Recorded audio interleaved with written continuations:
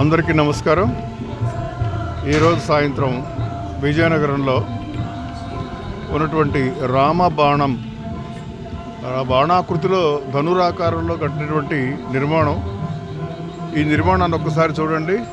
ఇప్పుడు మీకు ఎదురుగా కనిపిస్తున్నది ఈ టెంట్, ఈ గుడారం. ఇక్కడికి ఈ పూట వెంకయ్య నాయుడు గారు వస్తున్నారు. చాలా హడావిడిగా ఉంది వాతావరణం. ఇక ఈ నిర్మాణం చూడండి.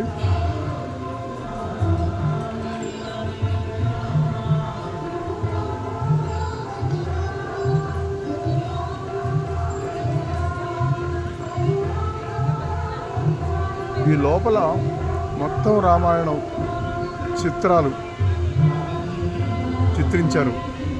చాలా అద్భుతంగా ఉంటుంది. దశరథుడు పుత్రకామేష్టి యాగం చేసిన దగ్గర నుంచి రావణాసుర వధ,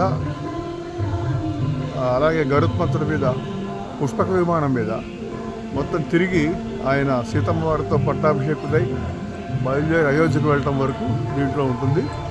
ఇక సీతారామ లక్ష్మణులు పట్టాభిషేకం,